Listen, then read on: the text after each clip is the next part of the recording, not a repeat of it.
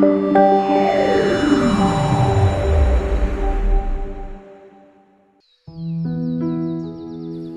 मसीह। Gethsemane airport church परिवार साथै हामीसँग मिडियामा सङ्गति गरिराख्नु भएको आदरणीय दाजुभाइ दिदीबहिनीहरू, म यो कार्यक्रममा तपाईँहरूलाई स्वागत भन्न चाहन्छु। र हामीले स्वास्थ्यकर इसाई जीवन सम्बन्धी पाठ गरेर सिकिरहेको अवस्था छ। र आजको पाठमा चाहिँ म तपाईँहरूलाई जान्नु भन्ने विषयमा वचन लिएर आएको छु।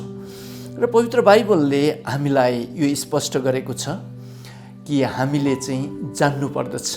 र होसेको पुस्तक 4 अध्यायको 6 पदको क खण्डमा परमेश्वरको वचनमा यो भनिएको छ, मेरा प्रजाहरू ज्ञानको कमीले नाश भए भनेर चाहिँ त्यहाँ भनिएको छ।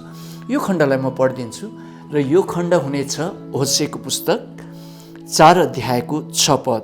मेरा प्रजा ज्ञानको कमीले गर्दा नष्ट भएका छन्। प्रिय ख्रिस्ट पारखी दाजुभाइ दिदीबहिनीहरू, पवित्र बाइबलको यस खण्डमा हामीले स्पष्ट देख्यौँ कि परमेश्वरको वचनले चाहिँ उहाँका प्रजा भन्नाले तपाईँ र म, परमेश्वरका छोराहरू छोरीहरू, ख्रिस्ट येशूलाई मुक्तिदाता भनेर विश्वास गर्नुभएका परमेश्वरका छोराहरू छोरीहरू चाहिँ ज्ञानको कमीले गर्दाखेरि नाश भएका छन् भनिकन यस खण्डमा बताइएको छ। र हामीले गत पाठहरूमा यो सिकिसकेका छौँ कि ख्रिस्ट येशू जब क्रुसमा मर्नुभयो, बलि हुनुभयो हाम्रो पापको लागि, उहाँले बगाउनु भएको रगतबाट चाहिँ हाम्रा पापहरू क्षमा भएका छन्।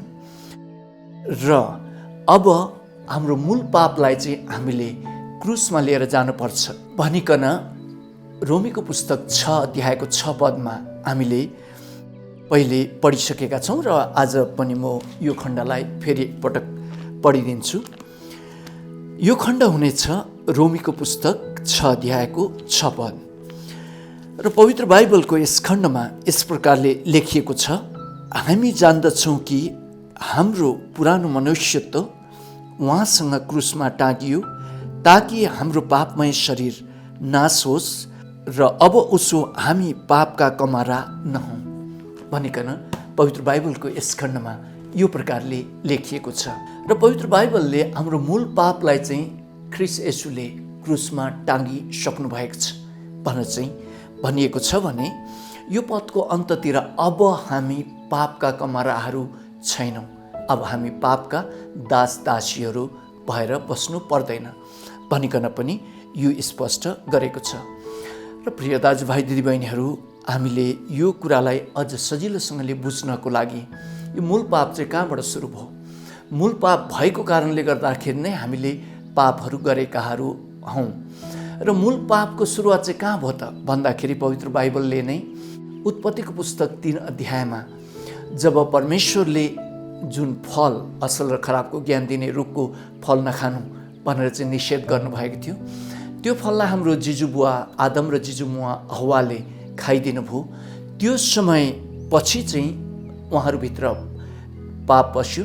त्यो पछि उहाँहरूले पाप गर्न सुरु गर्नुभयो र हामीले जो गऱ्यौँ जान अजानमा त्यसलाई चाहिँ पवित्र बाइबलको रोमीको पुस्तक 1 अध्यायदेखि 5 अध्यायसम्म पापहरू भनिएको छ। र तर मूल पापलाई चाहिँ पाप भनेर एक वचनमा पाप भनिएको छ भने रोमीको पुस्तक 6 अध्यायको 6 पदमा अघि तपाईँलाई मैले पढेर सुनाएँ, यहाँ चाहिँ पुरानो मनुष्यत्व पनि भनिएको छ।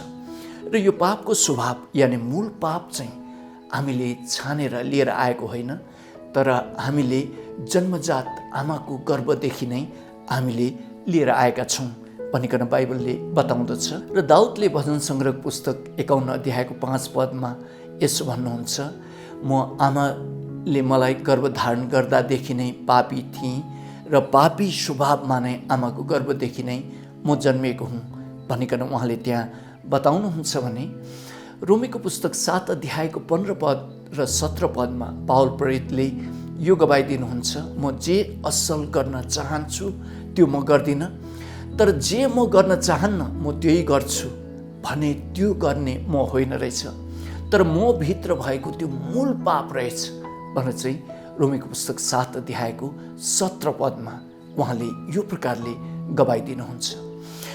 र अदनको बगैँचामा जब हाम्रो जिजुबुवा जिजुमुमाले त्यो निषेधित फल खाइदिनु भयो र त्यो समयपछि चाहिँ उहाँहरूमा पाप बस्यो र त्यही पाप जो सरेर अहिले विभिन्न सन्ततिमा यानि मानिसहरूमा आएको छ। अहिले संसारमा 7 अरब 79 करोड जति मानिसहरू बसोबास गर्नुहुन्छ र यी सबै मानिसहरूमा जो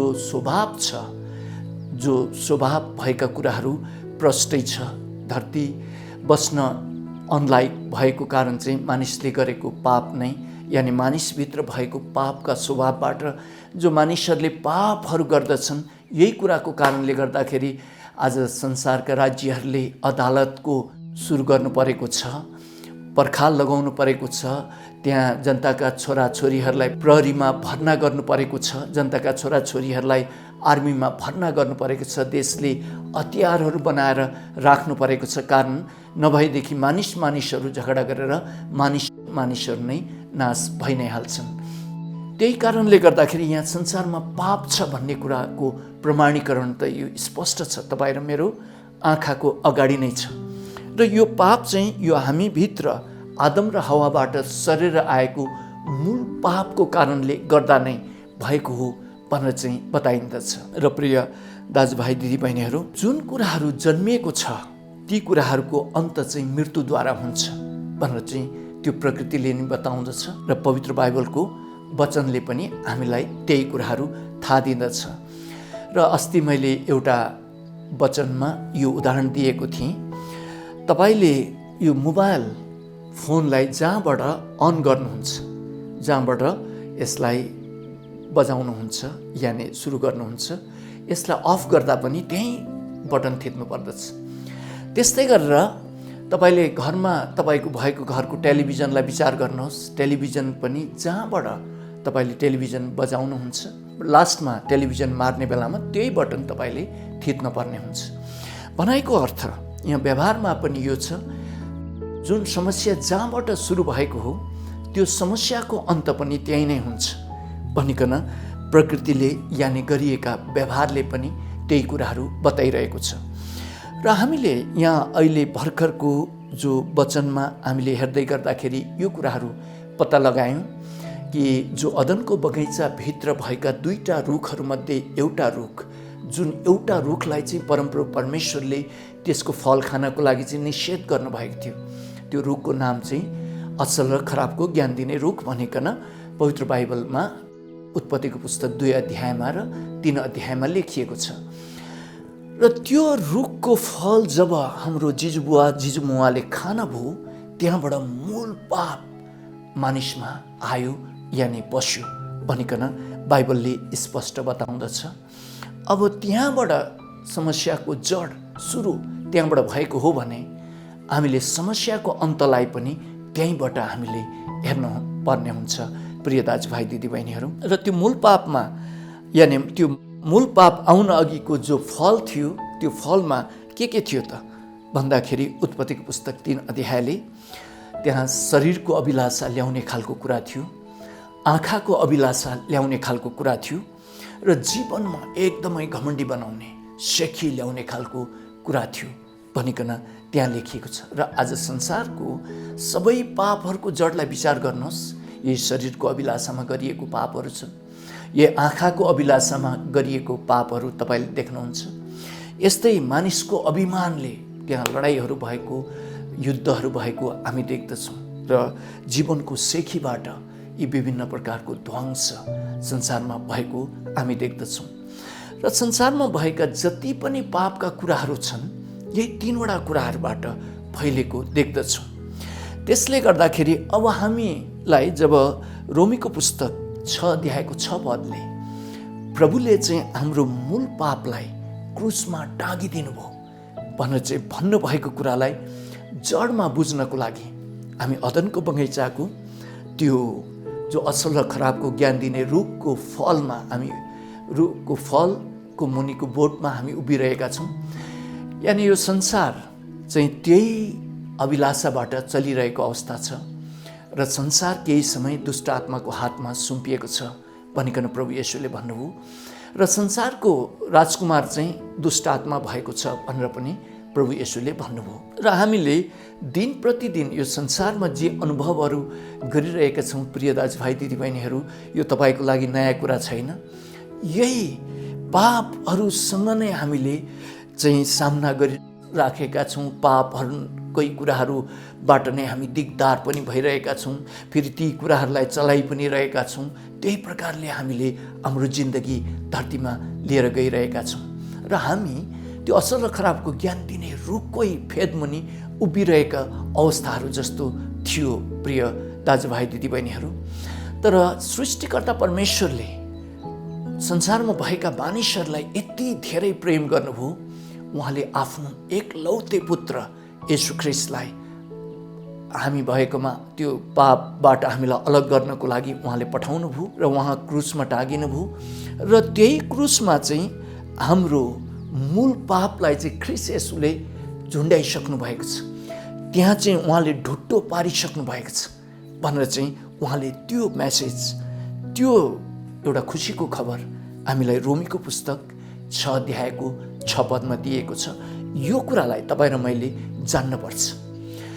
जब यो कुरालाई तपाईँ र मैले जान्दछौँ, बुझ्दछौँ र संसारको समस्या चाहिँ पाप हो, पापले संसार ध्वस्त, दुष्ट आत्माले पाप मार्फत पारिरहेका छ भन्ने कुराको जब हामीलाई पहिचान हुन्छ, हामी जान्दछौँ, यो कुराहरू सम्बन्धी हामी थाहा पाउँदछौँ, हामी त्यो समय त्यो असल र खराबको फल दिने रुखको मुनि उभिन छोडेर हामी त्यसलाई बाइपास गरेर त्यहाँ अदनको बगैँचाको बिचमा अर्को रुख पनि थियो, त्यो चाहिँ जीवनको रुख हो।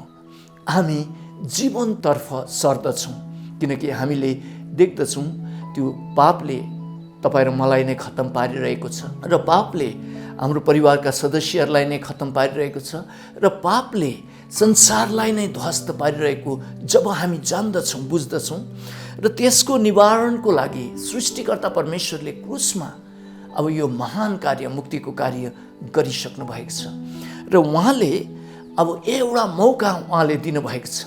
त्यो मूल पापलाई क्रुसमा उहाँले ढुट्टो पारिदिनु भएको छ र त्यो मूल पाप यानि मूल पापबाट हामीले जो त्यसका फलहरू जस्तो हामीले गरेका जो पापहरू छ त्यसलाई उहाँको रगतले क्षमा गरिदिइसक्नु भएको छ। अब हामीले अझै एउटा मौका प्रभुसँगै हुनको लागि मौका पाएका छौँ भन्ने कुरा जब हामी जान्दछौँ, यो अवस्थामा हामी असल र खराबको फल दिने रुखको जो वृक्षबाट हामी त्यहाँबाट बाइपास गरेर हामी जीवनको रुखतर्फ लाग्दछौँ। त्यसपछि प्रिय दाजुभाइ दिदीबहिनीहरू, जब जब कुनै पनि परीक्षाहरू आएर हामीलाई पाप गर्ने मौकाहरू प्रस्तुत गर्दछ दुष्ट आत्माले, त्यो परीक्षाहरू मार्फत यानि त्यो पापहरू मार्फत, त्यो समयमा त्यो पाप गर्नको लागि चाहिँ म मरिसकेको छु किनकि ख्रीष्ट येशूले मलाई उहाँसँगै नै क्रुसमा टाँगिसक्नु भएको छ। अब म पाप गर्नको लागि बाध्य छैन। रोमी 6:6 को अन्तमा अब हामी पापका दास दासी होइनौँ भनेर चाहिँ त्यहाँ लेखिएको छ। यसले गर्दाखेरि जब हामी त्यो कुराहरू जान्दछौँ तब फेरि पाप हाम्रो वरिपरि आउँदाखेरि पनि म पाप गर्नको लागि चाहिँ मरिसकेको मानिस हुँ। त्यसले गर्दाखेरि अब पापले मलाई असर पार्न सक्दैन। म पापलाई मेरो शरीरमा, मेरो जीवनमा मौका दिन्न भनेर चाहिँ पापलाई हामीले नाइ भन्न सक्दछौँ किनकि हामीले यी कुराहरू थाहा गरिसकेका छौँ। पापले चाहिँ हामीलाई नाश गर्दछ र पापले चाहिँ मृत्यु ल्याउँदो रहेछ। अब त म मृत्युबाट जीवनको रुखतिर यानि जीवनतर्फ सरिसकेको व्यक्ति हुँ भनेर चाहिँ जब हामी ती कुराहरू थाहा गर्दछौँ, फेरि दुष्ट आत्माले हामीलाई पापमा पछार्न सक्दैन प्रिय दाजुभाइ दिदीबहिनीहरू।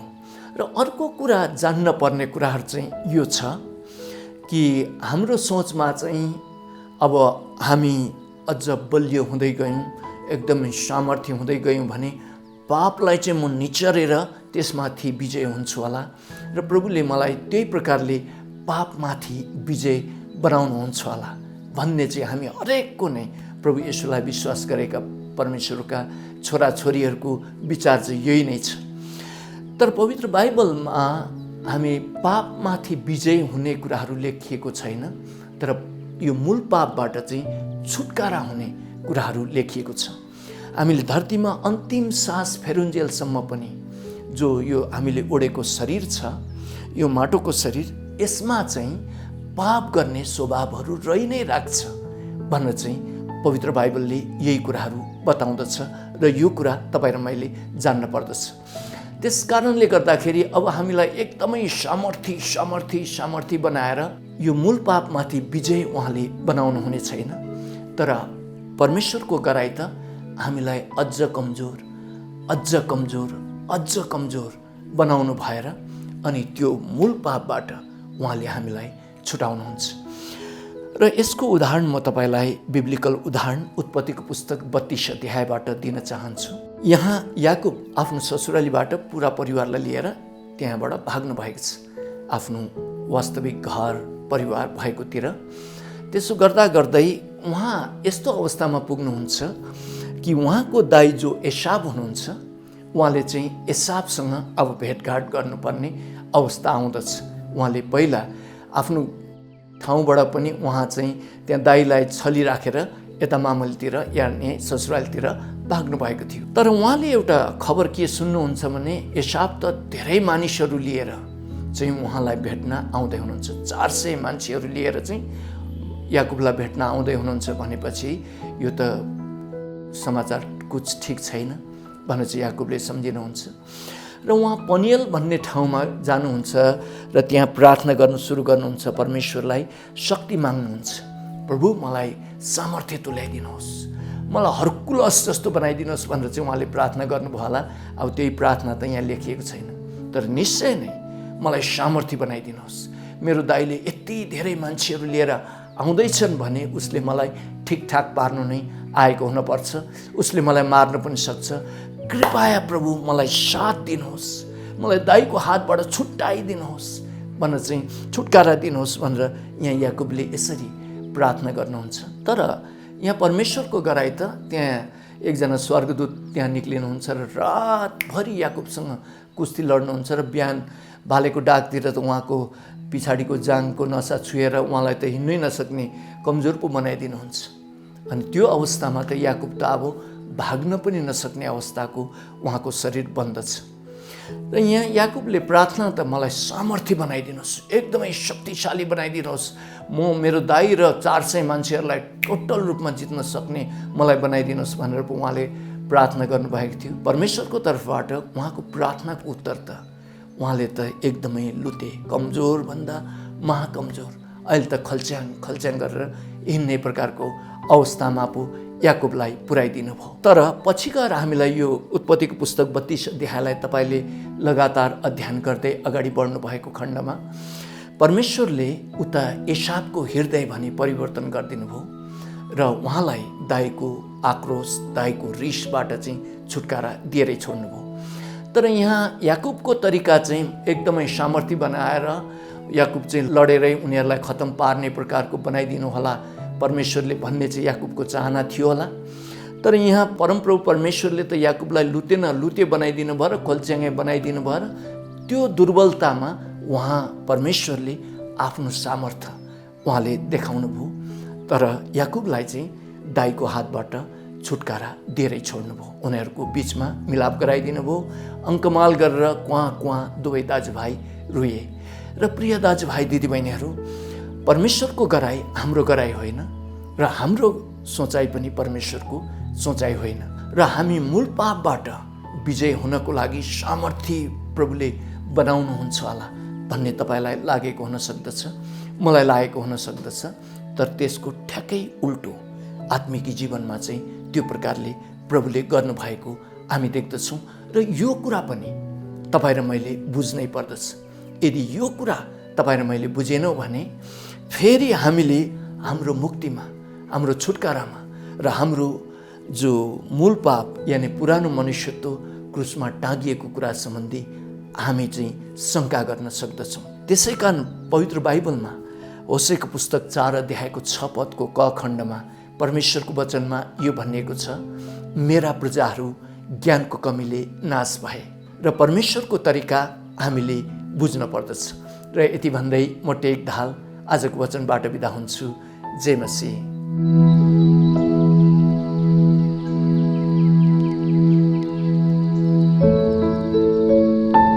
हामीले कसरी कोरोना भाइरस फैलिने क्रमदेखि रोक्न मद्दत गर्न सक्छौँ? नियमित सेनिटाइजरले हात सफा गर्ने वा साबुन पानीले हात धुनुहोस्। साबुन पानीले नधुएको हातले आँखाहरू, नाक र मुख नछुनुहोस्। 6 फिट जति सामाजिक दूरी कायम राख्नुहोस्। हाछिउ गर्दा आफ्नो कुहिनो वा रुमालले छोप्नुहोस्। बाहिर जाँदा वा भिडमा अनिवार्य मास्क लगाउनुहोस्। यदि तपाईँलाई रुगा, खोकी, ज्वरो वा सास फेर्न समस्या भएको छ भने तुरुन्तै नजिकैको स्वास्थ्य चौकीमा सम्पर्क गर्नुहोस्। गेत्सेमनी एयरपोर्ट चर्च स्वास्थ्य विभाग। धन्यवाद।